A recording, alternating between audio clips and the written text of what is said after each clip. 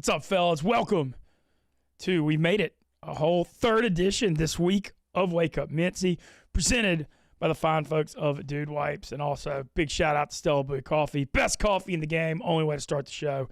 Chugging some warm coffee and getting my mind right. A lot of stuff to get into today. First, joined by my producer, Tyler Moody. Mr. Moody, how are you? Fantastic. Glad we've made it to episode 4 of Act 3, Mintzy. I know. Feels like kind of an achievement so far, knock on wood. So, but yeah, excited about that. Excited about Dude Wipes and a lot of stuff to get into.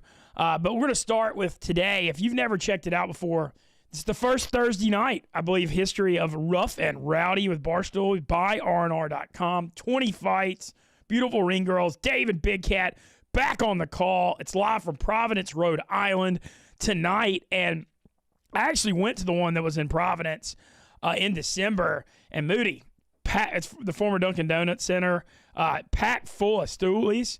And should be a hell of a time. Bobby Lang defending his Rough and Rowdy title. We'll have Large, Caleb Presley, Roan, Big Cat and Dave on the call. Check it out, buyrnr.com. Sebec's $19.95 you'll spend. The entertainment's off the charts. I'm very curious to see how the Thursday night versus Friday night move goes, but excited. I love Rough and Rowdy. It's one of the most fun things we do, so check it out, buyrnr.com. All right, a lot of stuff going on up here that we're going to get into today. We're going to preview the conference championship games. We're going to talk about the NFL coaching search. Big news. Jim Harbaugh leaving Michigan after winning a national title to go to the LA Chargers. But we're going to start today with maybe the most unique commercial we've ever taped. And shout out to our guy, Corey Rutledge, who is an advisor behind the scenes for Wake Up Mintzy. But he came to me yesterday, or I guess maybe a couple of days ago, with his brainchild. And Moody hit him with the Dude Wipes ad.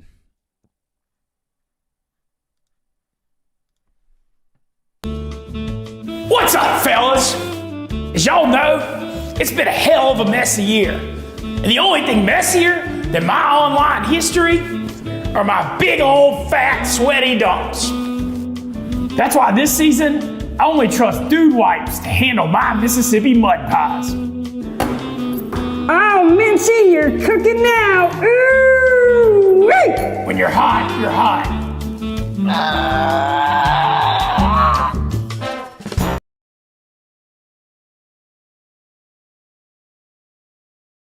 With you, Moody, got to give a shout out to Corey Rutledge. That was a pretty genius ad idea. Got a lot of love on the internet yesterday. We appreciate our sponsorship with Dude Wipes. You'll never need dry toilet paper again. What'd you think? Oh, it's fantastic, dude. Corey's so good at everything that he does. I mean, he's a flat-out genius. He's one of the brainchilds behind Wake Up Mintzy. Corey, I mean, it was incredible from beginning to end, the theatrics of it. And, of course, the Mintzy sounds always make or break a video. Well, check that out. Also, we had a new Viva TV come out as well, some behind-the-scenes stuff. Check that out, too. All right, let's get into a bunch of stuff. We'll start, and we're hoping Mark Titus going to try to pop by here at the end of the show. I want to address some stuff with the dozen. I know a lot of people, that's been the hot button topic all week. Dave saying that he was going to start his own trivia league, and we'll just catch you up on it real quick. So I got traded from Smockin to Team Minahan for Kirk Minahan, and all hell broke loose controversy-wise in the league. And Dave was opposed to trade, as a lot of people were, and I explained that on yesterday's show, so I don't want to regurgitate it too much. But basically, Minahan, being the captain and owner of his own team, trading himself to another team seems like a little bit of a conflict of interest. So all hell broke loose with it. You know, there were tons of videos. People were complaining. People had thoughts. You know, Dave came out and said we're basically going to start a live tour for charity with cash prizes. I mean, it was nuts. I mean, it just went all because I misanswered Davey and Eric Scatino, a Sopranos question. And then, I don't know, just crazy how all this stuff happened. But the solution to it yesterday was a trade. An offer was given to Jeff D. Lowe where the trade would be voided and Minahan would be the automatic 1 seed and everything would kind of go back to normal. And ultimately, Jeff agreed to it. So all this was just drama all for naught. You got a Vegas dozen show coming up in a couple of weeks that should be good during Super Bowl week. But I got something I want to address because lost in this whole thing was, the trade's voided, everything's fine. Mintzy just goes back to Smockin. How am I supposed to go back to Smockin after Team Smockin gave out a press release that Kenjack wrote saying we made the easy decision to trade Ben Mintz? And then Titus comes on here yesterday and pranks me saying they traded back for me. I don't feel wanted or loved. I'm a dozen champion. And I don't know who the hell Kenjack thinks he is. Does he think he's God's gift to the dozen? I mean, these guys wanted me on their team so bad a couple months ago when I came back to Barstool. And the first sign of trouble, they're bailing. That's so soft. And I get them wanting me to trade me for Minahan because he's one of the best players. But I didn't realize Kenjack would have just such an elitist attitude over it. I can't. In fact, I'm kind of shocked by it, to be honest. But then he said yesterday, I said, I don't know about being able to come back there. And Kenjack said, hold the phone, check your phone line. He sent out another press release that Team Smockin is hungry for success. So I think the ship has sailed. I don't feel wanted or loved at Smockin at all.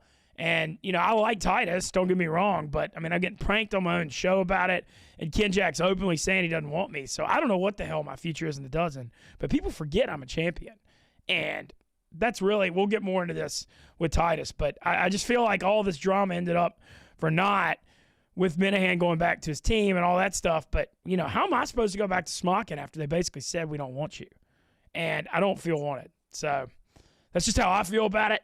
And I just am shocked by Kenjack's attitude toward it all because he was the one who wanted me so bad, and then now he's stacked and super elitist. I don't really know who the hell he thinks he is. Let's get to some football stuff. First, before we get into previewing the conference championship games, we'll have Barstool live streams this Sunday. The game's at 2 o'clock. Chiefs-Ravens, live from the Gambling Cave in Chicago. 5:30, Lions and 49ers. Great championship Sunday. Moody, I think we got two fun, if the NFL script makers were drawing it up, I don't know how you could ask for too much more. Ravens, a 3.5-point favorite of the Chiefs, and I believe 43.5 or 44, something like that, the over-under. Yes, correct. And then the Niners are a full touchdown over the Lions. And what's that over-under? I forgot. 50.5. 50.5. Okay, well, there's the drama there is with Deebo Samuel, whether he's going to play or not. I kind of have... I've been analyzing it all week, and I'd like to hear your opinions on these games too, because this is our last show before it. But first of all, in the Chiefs-Ravens, there's a lot of stuff to break down here. Patrick Mahomes versus Lamar Jackson. Patrick Mahomes trying to get to his 4th Super Bowl in 6 seasons, trying to win his 3rd. This is his 6th AFC Championship game in 6 seasons. That's the craziest damn thing I've ever heard. The season just starts in the AFC Championship for Mahomes and Andy Reid. And, everyone said, Mahomes had never won a road playoff game because they had 5 straight AFC championships in KC. Well, they went out and did it last week. And KC's looking like themselves again. I think Rashee Rice stepping up receiver. Kelsey's looking healthy in the playoffs. Isaiah Pacheco is running hard. And KC's defense all year has been the best one they've had since the late 90s. So that kind of feels like they're peaking right now going in. They got the championship pedigree. They're catching 3.5. On the Ravens side of it, they've been the most dominant team all year. Lamar's going to be the MVP. Their defense is allowing 15.5 points a game.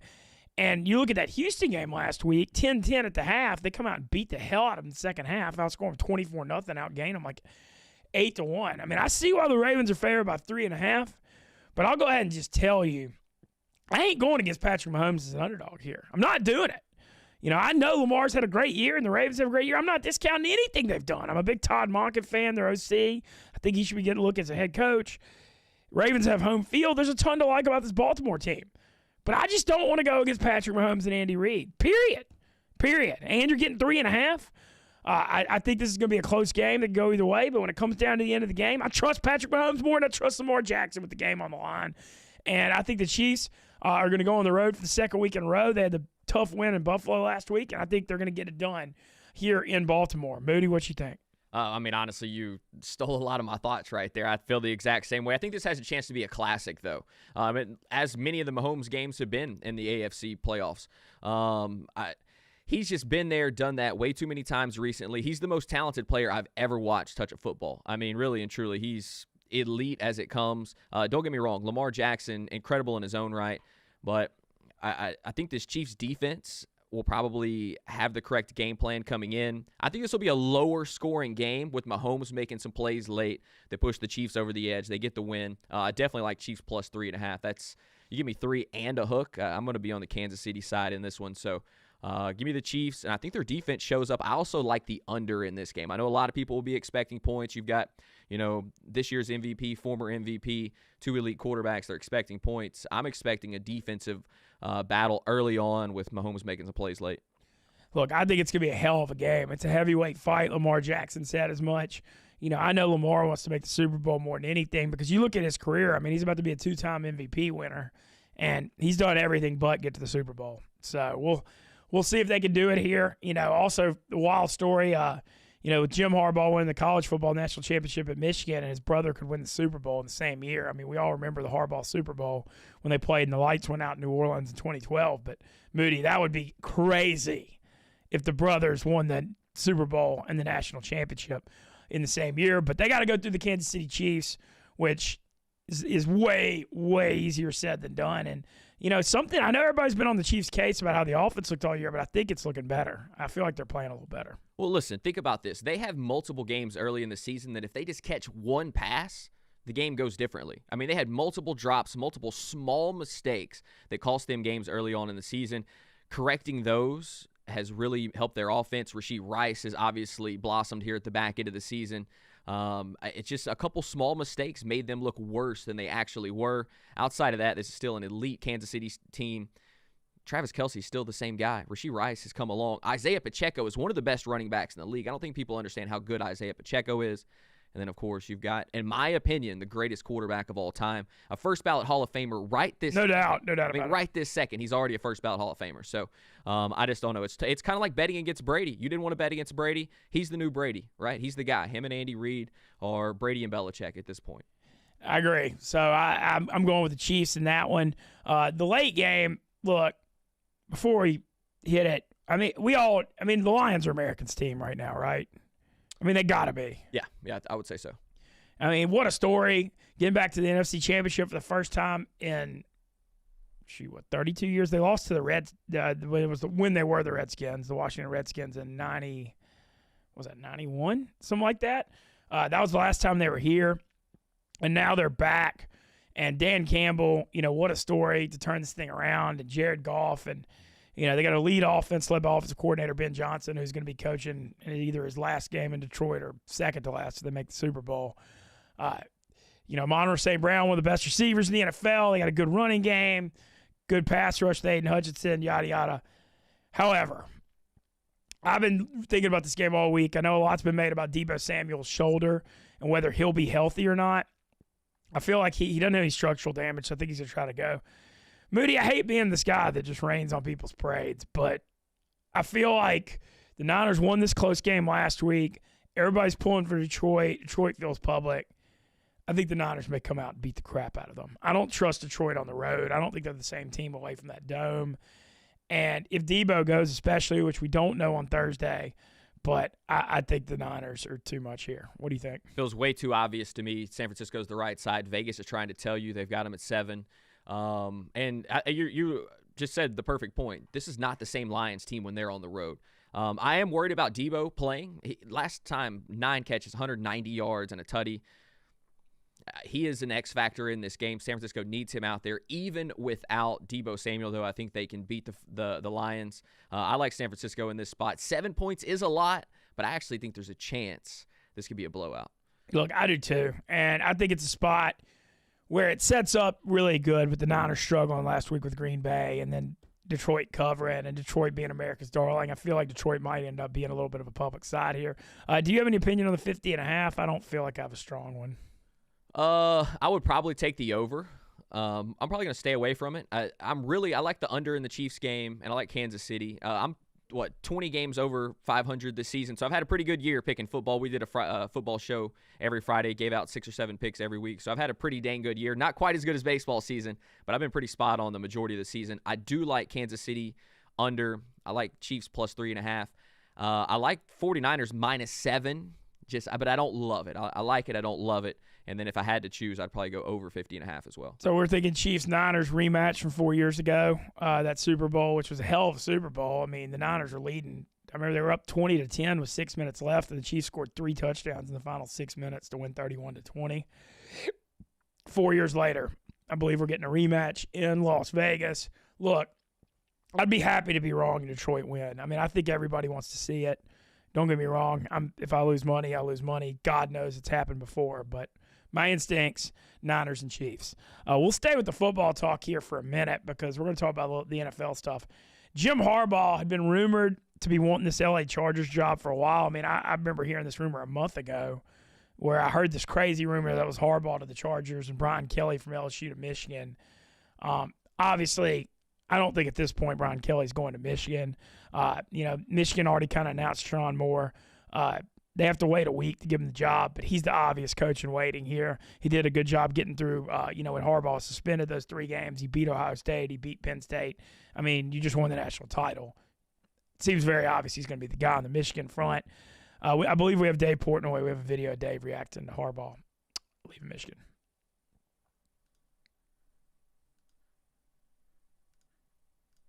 Accepting the job with the San Diego Chargers. That's according to Adam Schefter.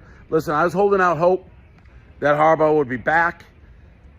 I'm disappointed, but I'm not devastated. And listen, Jim Harbaugh has a seat at my table, a Michigan man table, for the rest of his life. You got to remember, Michigan was fucking awful when he came back to us. And he was awful in the beginning. I said, fire him, I'll hand up. What he did, he took the world was spinning the wrong way. He put his finger on the globe and stopped it and turned it back in the direction it needed to go, making Michigan the premier football program, not only in the Big Ten, but in the world. Beating Alabama, winning a national title, dominating the Big Ten, making Ohio State our bitch. Look at this hoodie that I'm wearing. On the back, it says Big Ten champ, Rose Bowl champ, national champ. Harbaugh wants to be an NFL guy. He always has. I have absolutely no grudge. And by the way, the NIL now, Saban retired, re-recruiting every fucking year. You have to raise all this money, suck dick. Kids are there. They can do. Who the fuck would want to coach in college? But we have the best guy to do it. Pass the baton. Give it to Sharon Moore. He's perfect. And we keep the beat going. We could defend it next year. But that's not about this. This is about Jim Harbaugh. Again, it sucks he's not coming back. But all you can say is thank you. What he brought us and what he brought every Michigan man who went there, who played there, who goes to school there, who just roots for them, the Walmart Wolverines, whatever you want to call them. He put us so high up. He made it proud to be a Michigan man again. So all you can say is fucking thank you, Jim. Best of luck in the NFL. Like I said, keep the line moving. Sharon Moore, it's up to you now. But Michigan, we are back, and we are only back because of Jim Harbaugh. So I have no ill will. Anybody who does this is crazy. Thank you, Jim. Michigan man for life. Seat at this Michigan man's table for life. All right, that was Dave Portnoy reacting to the news Jim Harbaugh was leaving Michigan. A few thoughts on it, on Dave's reaction video. Look, Dave said it best. I mean, you can't be mad. I mean, Jim Harbaugh gave him 9 seasons, came back when Michigan was struggling.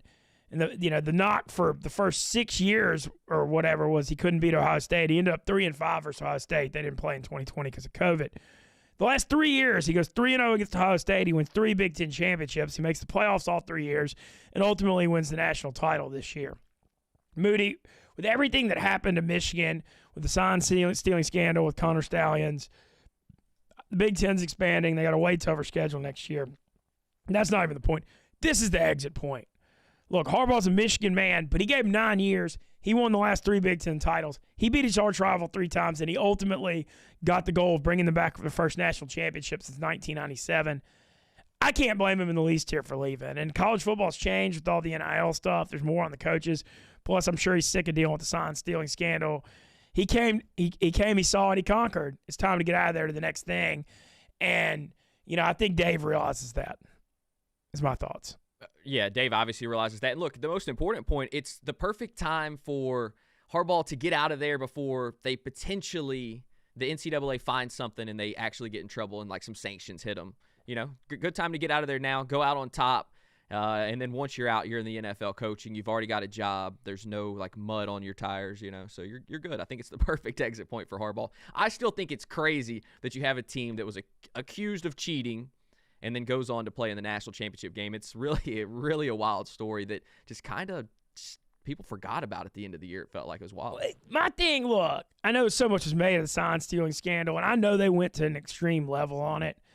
But I still think everybody's stealing signs. And, you know, Michigan had a whole system that probably went a little farther than most. I'm not going to say that. But that was always my take on that. I think teams got to prepare and be careful about, you know, change your signs. I mean, that's on the teams to protect themselves from that stuff. And, you know, I know Michigan pushed it real far, but I was on the side of, like, I don't know. I don't want to say I don't care, but I kind of didn't. I didn't have as much of a problem with it as most. I don't know. I just think that in football especially, it can really change the outcome of a game if you know it's going to be run or pass. I mean, it's you can, no doubt. That's why you got to protect your signs. I know. I get it. But this was different, right? Connor Stallions on the sideline, in the stands. Like, I don't know. It felt like Houston, right? It's going back to baseball here. Like, if you're stealing signs in the correct way, like, all right, so be it. You did a good job. But if you're doing it with technology, it just feels shitty in my opinion. Well, and I'm one of those, if you're not cheating, you're not trying guys. So I'm not really throwing shade at it. I get it. Look, anything you can do to get a dub is good. I'm for it. But once you get called, it's like I feel like they should have faced a little more heat. No, Harbaugh did face a 3-game suspension. Didn't get to coach at Penn State or against his arch rival Ohio State, and they still won with Sean Moore. And, you know, you got to feel like he won the job with that. As far as the Harbaugh LA Chargers fit, I mean, you got to feel good about it. I see why Harbaugh wanted that job over the other ones, just because you have a franchise quarterback in Justin Herbert. And Harbaugh, you know, lived in California a lot. Coached the University of San Diego, coached at Stanford, coached the San Francisco 49ers. I'm sure he's tired of this north weather, and he's getting back to Cali. And you got to think Justin Herbert had a lot to do with it, though. Got to. Oh, of course. I mean, one of the best quarterbacks in the league. Good spot. Herbert finally gets a coach that's been there, done that, will be able to have the respect of the team, I think most importantly. It just feels like this Chargers team has been talented and hasn't been able to realize their full potential at all. So, Anthony Lynn and Brandon Staley are both terrible coaches. Yeah, without question. So I'm curious. I mean, they're at a spot where they could get good in a hurry because, like you said, there's a lot of talent on that roster led by Herbert. I mean, we'll see if they bring back Austin Eckler, who I know is a free agent. Their wide receiving core always has terrible trouble staying healthy with Keenan Allen and Williams. Hopefully those guys can stay healthy. Keenan Allen killed it this year, though. Yeah, oh yeah, no doubt. And then, dude, the defense, I mean, you got Bosa and Derwin James and a bunch of talent on that defense. Look, I mean, I think they're a playoff team next year. I definitely do. I mean, they made it. It's just so tough. That division they've got some the Chiefs are always going to. I agree, but the Raiders and Broncos both are still. Yeah, and I feel like the Broncos are headed in the right direction. I hate to say. They just hadn't found it, but they just have no clue who their quarterback is, though. Yeah, no, I agree. I mean, they benched Wilson at the end of the year. They obviously don't want him. So I don't know what they're going to do. But either way, good fit with Harbaugh to the Chargers. Can't blame them. Some other NFL coaching news I wanted to make sure we touched on. So Titans hired Brian Callahan 2 days ago, the Bengals offensive coordinator. Look, Zach Taylor, that's always dicey in that spot because Zach Taylor, the Bengals head coach, was calling their plays. I get why they looked at Callahan. Stock rose because how well Jake Browning played. Like, everybody thought Burrow was good, obviously. Look at LSU. He got in the Super Bowl. But the fact that their offense still looked good with Jake Browning in there late in the year, I think that really helped Callahan's stock. I just don't know. I mean, I was a big Mike Vrabel fan, and I know clearly Tennessee going in a different direction, especially because the offense has been struggling so much. They want to try to develop Will Levis. I'm sorry, excuse me. They want to try to develop Will Levis, a quarterback, and get a little more offensive. But I don't know. I was just a huge Vrabel fan, and I know Callahan might end up good, but he's got a lot to prove to live up to Mike Vrabel, in my opinion. And, you know, when I look at Tennessee's problems the last few years, I think they've all been personnel. I think they've whiffed a lot in the draft. I thought the A.J. Brown trade was one of the stupidest trades in NFL history. And, you know, I'm thinking about Vrabel, who almost got to the Super Bowl a few years ago in 2019 with Ryan Tannehill at quarterback. So I still have questions about this move. We'll see if it works out. The Atlanta Falcons, Moody, have you seen this Falcons stat with Arthur Blank? Guess how many coaches they've interviewed for their job? I don't know. If you would have guessed 14, you'd be correct. Wow. I feel like that means they don't have a clue, right? I mean, they've interviewed 14 head coaches, and they're just throwing crap at the wall. And obviously, they were after Harbaugh. They're not getting him. You know, they were after Belichick, but it feels like maybe that's fizzling. I mean, does Vrabel end up there? I don't know what the hell they're going to do. But to interview 14, I mean, I feel like you kind of – I mean, they've interviewed guys, Steve Wilkes, the Niners defensive coordinator, Raheem Morris, Rams defensive coordinator. I mean, it's been so many, I almost can't even keep track of it. Well, it seems like it was going to be Belichick, right? He took a second interview with them. I know Vegas had basically even money on the next team for Bill Belichick being the Atlanta Falcons, so it seems like he's headed there. But I'm actually wondering if that second interview, Belichick was like, I don't know about this organization. Well, that or Belichick wanted too much power, maybe. I don't know. But regardless, Atlanta's still their head coach job open, and they don't have a quarterback situation, so they're in bad shape. Other jobs that are open, Carolina's still open. Did think Carolina made a good did you see the GM hire, them giving Dan Morgan the job? Mm-hmm. Dan Morgan, former Panther, Warrior linebacker, Miami Hurricane. You know, he had a great career in Carolina for a long time. I actually like this move because he was part of a winning, successful culture there, and that's what they got to try to bring back to. And he's got passion for that area. And right now in Carolina, things have been so bad. You know, they did all that. They gave up a lot to trade up for Bryce Young last year, and he looked terrible. Frank Reich didn't make it through half the season. You know, everybody's on David Tepper, that owner. I mean, that's got to be the least attractive job in the NFL, right? Certainly one of them. Yeah, I would think it's. I mean, do you think Bryce Young can be salvaged? No. I don't either. I don't think he's good either. I had problems with him coming out of the draft. I couldn't believe C.J. Stroud went behind him after that playoff game against Georgia. I mean, the thing with Bryce Young, dude just holds on to the ball too long. I mean, period. He can't see over the line. No. He's one of the smallest quarterbacks I've ever seen. Yeah, the ball doesn't come out. But that's kind of, you know, most of the NFL coaching news right now. The Saints held on to Dennis Allen. They're looking for an offensive coordinator. The Bengals promoted Dan Pitcher, who was their quarterbacks coach, to replace Callahan at OC. He kind of had a ready-made guy there. Can't fault that necessarily. I mean, I didn't think that was bad. The Bears stayed with Eberflus.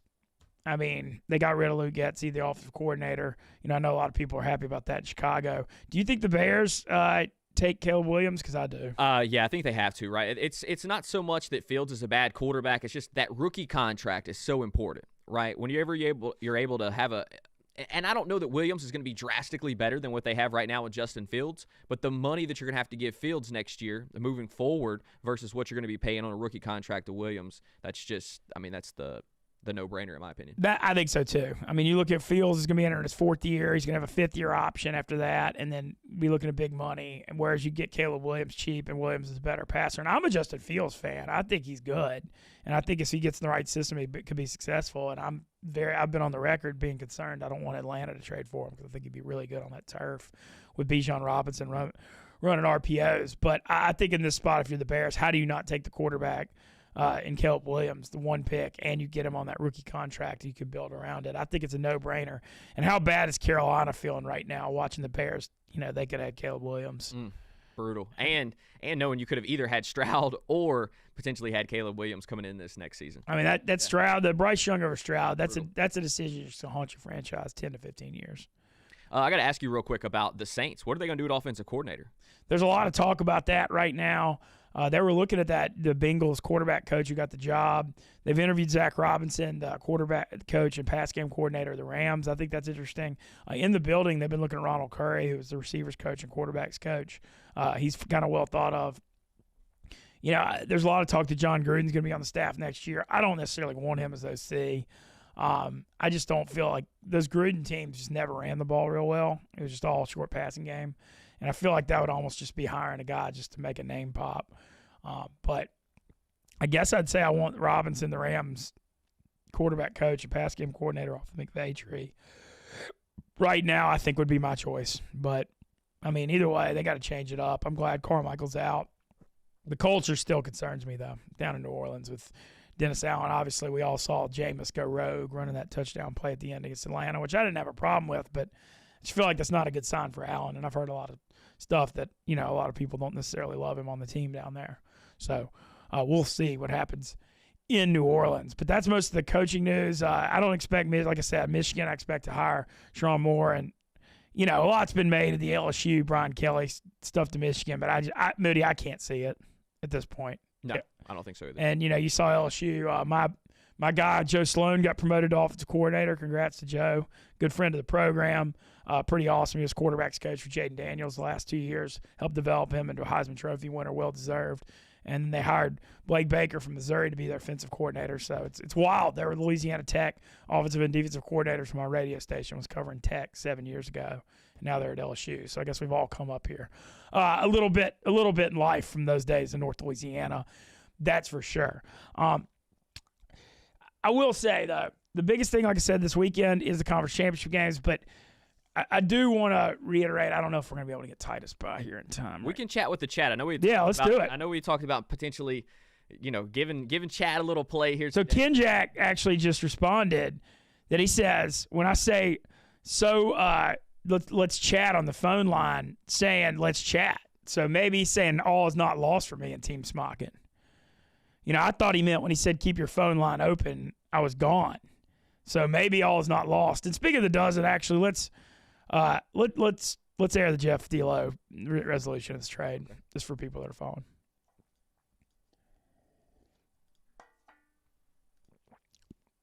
All right, statement and full details of the Triv League and the Dozen Trivia League coming to an agreement. Dave coming back to the Dozen. In this post, you can read the fine details, but the big thing that's going to come out of this is captains can't trade themselves anymore, and there will be a captains association. So they will all vote. The captains of every team, all 18 captains, will vote. Actually, I don't know how the experts captainship works out, so I'll figure that one out. Might be like tri-captains. Anyway, it means they all can't trade themselves. That means that team can't go anywhere. That's great. That's a great thought just now. Dave Portnoy is the reigning captain of the year, so he's the president of the Captains Association. Will Compton's runner-up, so he's the vice president. Any trade, any move, any rule change, they're the ones that vote on it. I don't make that decision. I just ask the questions and write them.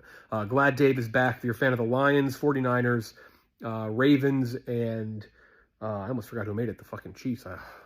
Sorry to Bills fans. I was rooting for the Bills. If your team makes a Super Bowl and you want to go see the Dozen in Vegas on February 8th at the HyperX Arena at the Luxor, tickets are going to go on sale again. It's sold out already, but extra tickets were held, hopefully, for teams who are going to the Super Bowl. Their fans can get a chance to go see us on that Thursday night. ZD back in it. Frankettes, Experts, Yak, Fights. Will Compton will be there. They're hosting the intermission show. Going to be a great night. Dozen is back. Also tonight, just in general, Experts versus Flux. What a day.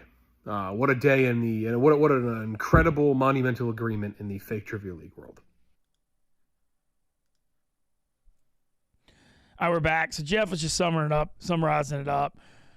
It kind of seems like a lot happened for nothing, but now Dave, now we have a players association with captains voting on trades, which I think is good because that, as I reiterated many times, that was my beef with that trade. It wasn't that I got traded for Minahan. It was just that how could Minahan be the owner of a team and trade himself off it? I don't think you can do that in any other sport, and that's what Dave was saying too. Now with Dave and Will Compton, and we got unionization. Will was saying player safety first priority, and the Dozen, which I thought was pretty funny. But I think it's the right solution. I just don't know what's going to happen necessarily with myself and Team Smockin going forward. I want to remind everyone before we get out of here, Rough and Rowdy tonight, Providence, Rhode Island. If you hadn't seen Rough and Rowdy, it's the best $20 or $19.95 you'll spend. 20 fights. It's amateur boxing, but anything from women's fights to men's fights to midget fights. Beautiful ring girls. You got Dave and Big Cat on the call. You got Large, Roan, Caleb Presley out there stirring it up. Check it out. BuyRNR.com, and you will, I promise you'll be entertained. I've gotten, I watch all of them, obviously, since I've been at Barstool. I've gotten to go to two. I went to the Providence one last year.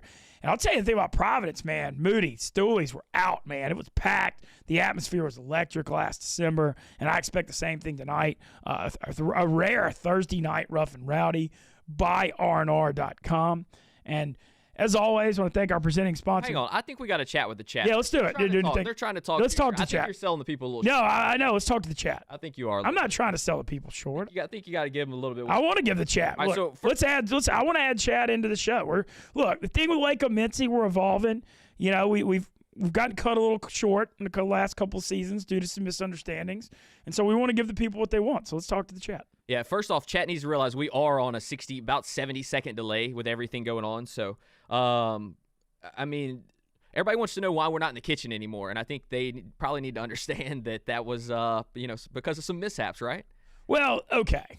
So, yeah, we had the big production of the kitchen.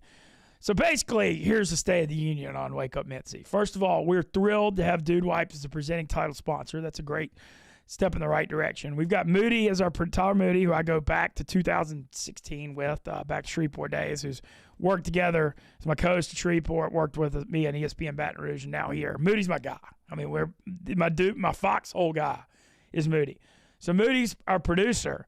Well, right now, I can't necessarily fault the rest of production. I'm not throwing shade at anybody because I'm the one who screwed up when I gave that Survivor spoiler out. But a lot of production had some concerns about working with me, and they're helping get the show on the road. But Moody's the producer, and we had to scale back on the third iteration of Wake Up Mintzy. But we're on the right path. We're doing pretty good numbers between. Make sure you subscribe to our Rumble. We're on Rumble. We're on YouTube. Prefer Rumble. Thanks to Rumble for sponsoring Barstool Sports. But we got to work back up. But as of right now, we're here. I think things are headed the right direction, but this is what it is. And then Moody's my producer right now. And Moody, right now, I mean, I'll be honest, Moody's up here staying with me, grinding, trying to prove himself at Barstool. And, he's not a full-time Barstool employee right now, but he's here to do the right thing and help me, and I'm very lucky to have him. And, hopefully, y'all keep supporting us. Things go in the right direction. Hopefully we'll do something about that in the future. Yeah, so my situation is, look, I do play-by-play for ESPN Plus and Fight TV. So I'm basically in Louisiana for a couple weeks, and then Mintz wants me up here for a couple weeks. So that's what we're doing at the moment. We're trying to make this work. Mintz has been adamant with me that he wants to do Wake Up Mintzy. He wants the people to have Wake Up Mintzy. And right now there's nobody else that wants to produce this. So I'm coming up, helping the man out. We're making this happen. I'm obviously happy to always roll with my boy here. We've had some fun times, and I want to, continue to keep this growing. It's felt like we've had a ton of momentum, and then things have gone. It's been a roller coaster, Moody. But third time's the charm, hopefully. Yeah, and then speaking of that, you see the Big Cat tweet yesterday. What if I told you one man's been responsible for every controversy at Barstool the last 2 years? I mean, it's like a moth to a flame. It's like a lightning rod thing. But I think we got the train on the tracks right now. Knock on wood. Do you got any more chat questions? You playing in the WSOP again this year? Yes. So funny you mentioned that. All right. Might as well break this part of it down.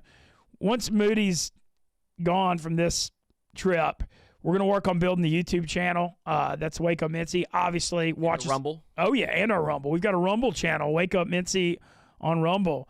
Prefer you subscribe to that. Shout out to Rumble and Barstool agreeing to a big deal that started this week. But you can find us on Rumble.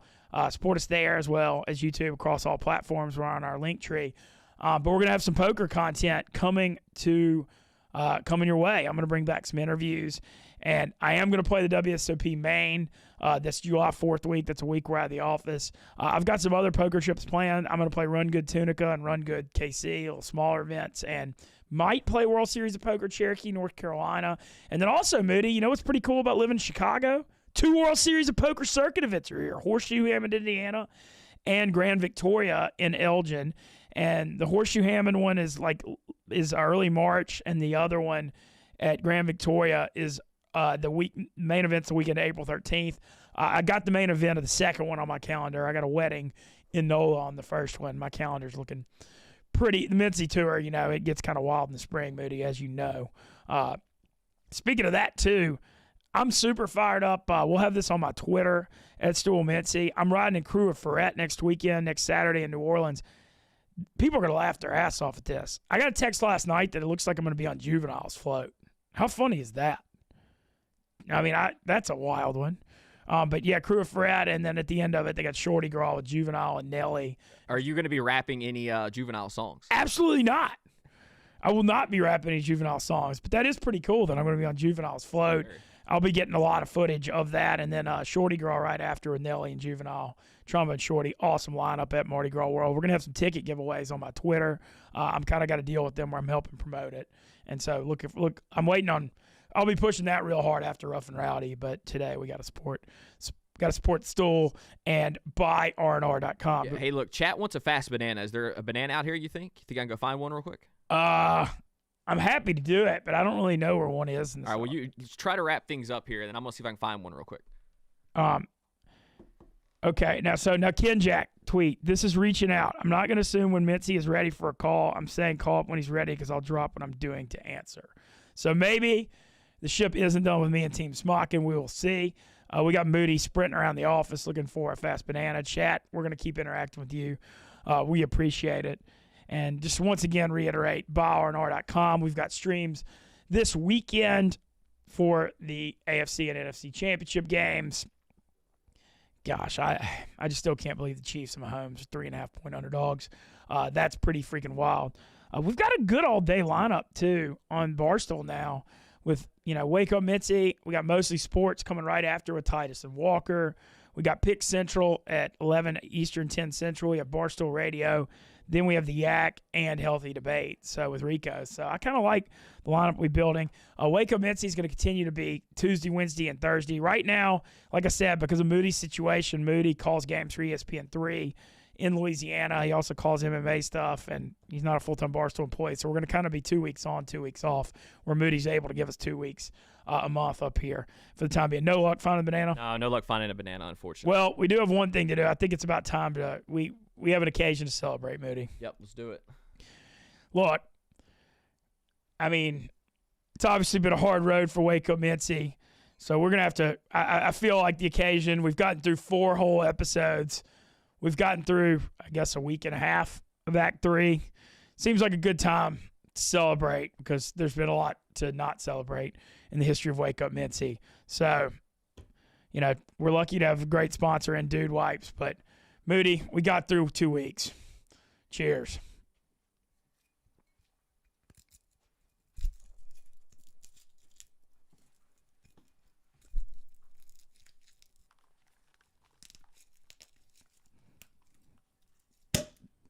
Cheers to 2 weeks, baby. If I drank alcohol, I'd drink this. I'm not, but we're popping I don't know any other show that deserves to pop champagne bottles after getting through 4 episodes, but with the history of Wake Up Mintzy, I feel like it's pretty damn justified. Cheers to getting through 2 weeks of Act 3. We'll be back soon. I want to thank the chat and thank you to our presenting sponsors, Dude Wipes and Stella Blue. Check out Mostly Sports at 9 o'clock. BuyRNR.com tonight. Check out our gambling streams this weekend. Viva La Stool.